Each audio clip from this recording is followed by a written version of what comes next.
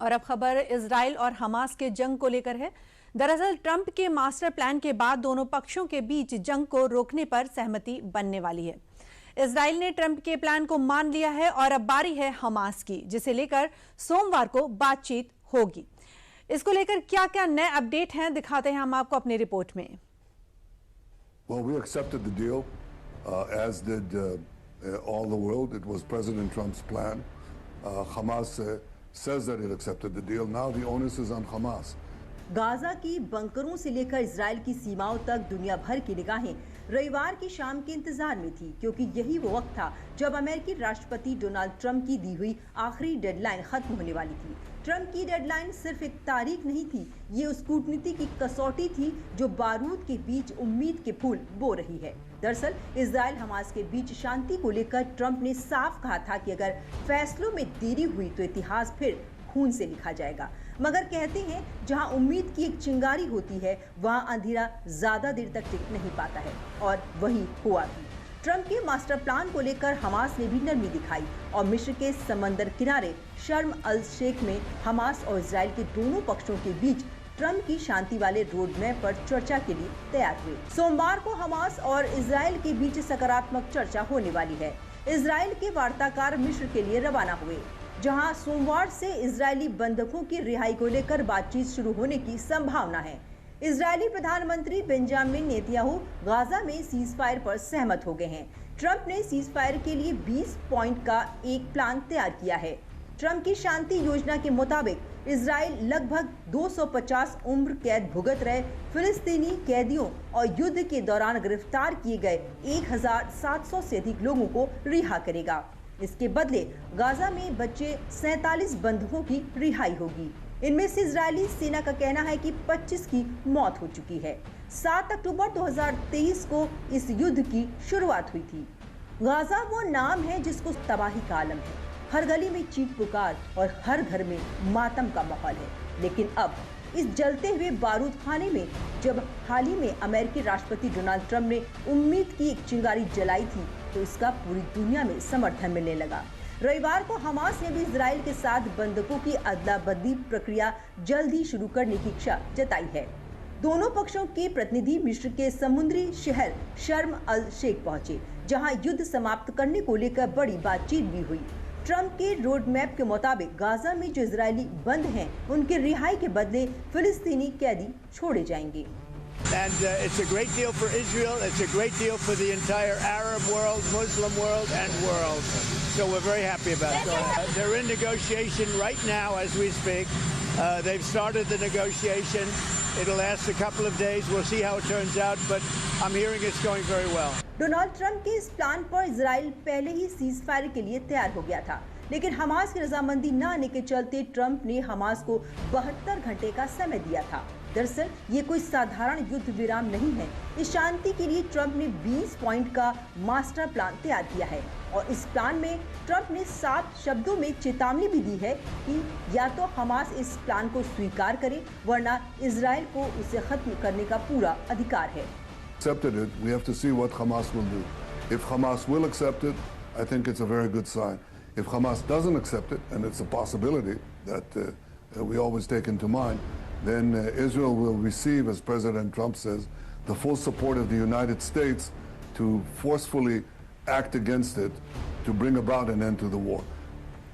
Israeli PM ने साथ ही चेतावनी भी दी है कि ये काम आसान हो या मुश्किल, पूरा जरूर किया जाएगा। अगर हमास इस प्लान को नहीं मानेगा तो इजराइल खुद ये काम पूरा करेगा। गाजा के लिए ट्रंप के इस मास्टर प्लान को दुनिया भर के कई देशों का समर्थन बढ़ता जा रहा है। दुनिया चाहती है कि किसी तरह से मिडिल ईस्ट में शांति हो। गाजा में जिस तरह मानवता और मानवाधिकारों की धज्जियां उड़ाई गई हैं, दुनिया देख के हैरान है। अब आखिर 2 सालों के बाद समझौते की टेबल पर ट्रंप का क्या है वो मास्टर प्लान, वो आपको बताते हैं। इजराइल और हमास के बीच सहमति बनी तो गाजा में युद्ध तुरंत खत्म होगा। इजराइल पीछे हटेगा। सहमति से इजराइल अपनी सेनाओं को धीरे धीरे गाजा से निकालेगा। बंधकों को छोड़ना, हमास 72 घंटे में सभी इजरायली बंधकों को रिहा करेगा, जिनमें जिंदा और मृत दोनों होंगे। कैदियों की रिहाई, युद्ध खत्म होने पर इजराइल गाजा की उम्र कैद की सजा काट रहे 250 लोगों और अन्य 1700 कैदियों को छोड़ देगा। शवों का आदान प्रदान। हर मृत इजरायली कैदी के बदले 15 मृत फिलिस्तीनी कैदियों के शव लौटाए जाएंगे। गाजा को आतंक मुक्त बनाना। गाजा से हमास के सारे ठिकाने और हथियार हटाए जाएंगे। हमास प्रशासन में शामिल नहीं।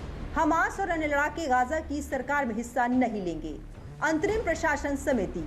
गाजा के लिए एक अस्थायी तकनीकी समिति बनाई जाएगी जिसमें योग्य लोग होंगे। दुनिया भर के देश भी चाहते हैं कि गाजा पट्टी में युद्ध विराम लगना चाहिए और दुनिया भर के इस चाहत को अमेरिका ने अपने 20 मास्टर प्लान से पूरा कर दिया है।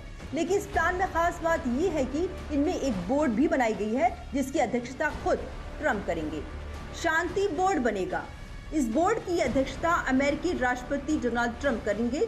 इसमें टोनी ब्लेयर और अन्य देशों के नेता शामिल होंगे। पुनर्निर्माण योजना। बोर्ड गाजा के विकास और सुधार की योजना बनाएगा और उसका खर्च उठाएगा। मानव सहायता। गाजा को तुरंत पर्याप्त मदद दी जाएगी। विशेष व्यापार क्षेत्र। गाजा में खास व्यापारिक क्षेत्र बनाए जाएंगे जिससे रोजगार बढ़ेगा। लोगों की आजादी। किसी को गाजा छोड़ने के लिए मजबूर नहीं किया जाएगा। जो चाहे जा सकता है और लौट सकता है। सुरक्षा के लिए फोर्सेस। एक अंतर्राष्ट्रीय सुरक्षा बल गाजा में सुरक्षा बनाए रखेगा। पुलिस की ट्रेनिंग। सुरक्षा बल गाजा पुलिस को ट्रेनिंग देंगे और मदद करेंगे। सीमा सुरक्षा। इजराइल और मिस्र की सीमाओं पर सुरक्षा मजबूत होगी। लड़ाई बंद। युद्ध खत्म होने तक हवाई हमले और गोलाबारी रोकी जाएगी। इसके साथ ही ट्रंप ने गाजा का नया नक्शा भी तैयार किया है। इस नक्शे के अनुसार गाजा और इजराइल के बीच अब हमेशा के लिए एक बफर जोन रहेगा, यानी कि इस रेखा के पार ना तो इजरायली सैनिक जा सकेंगे और न ही फिलिस्तीन के लोग आ सकेंगे। राष्ट्रपति ट्रंप द्वारा जारी नक्शे में 3 लाइनें हैं, नीली, पीली और लाल। इसके बाद बफर जोन है। नीली वो रेखा है जहां अभी इजरायली रक्षा बलों का नियंत्रण है। ये रेखा खान यूनिस के पास है। इसके बाद राफा से लेकर पीली रेखा गुजरती है। इसे फर्स्ट विथड्रॉल लाइन कहा गया है। इस पीली रेखा का मतलब है कि बंधकों के छोड़े जाने के साथ ही इजरायली सेना पीली रेखा तक आ जाएगी। इसके बाद सेकेंड विथड्रॉल लाइन है। ये रेखा लाल है, यानी कि सेकेंड विथड्रॉल के बाद इजराइल की सेना यहाँ आकर रुक जाएगी। इसके बाद बफर जोन शुरू होता है। इजराइल के सैनिक थर्ड विथड्रॉल के बाद यहीं आकर रुक जाएंगे। गाजा में बारूद की गंध के बीच शांति की हल्की सी खुशबू लौट सकती है। ट्रंप के इस मास्टर प्लान के बाद गाजा का युद्ध, जिसने हजारों जानें ली, लाखों सपनों को तोड़ा और पूरी दुनिया को खून खराबे की तस्वीरें दिखाई, उसमें एक नया मोड़ तो दिखाई दे रहा है। लेकिन सवाल अब भी कायम है कि क्या ये युद्ध अब वाकई खत्म होने जा रहा है। ऐसा हम इसलिए कह रहे हैं क्योंकि इजराइल तो इस डील से सहमत हो गया है, लेकिन अभी तक हमास की रजामंदी युद्ध को लेकर नहीं आई है। ट्रंप का ये प्लान गाजा के लिए उम्मीद का नया पन्ना तो लेकर आया है, जिस पर इजराइल ने हामी भी भर दी है और भारत के साथ साथ दुनिया ने भी सराहना कर दी। लेकिन फिलहाल इंतजार है दोनों पक्षों के बीच होने वाले फैसलों का।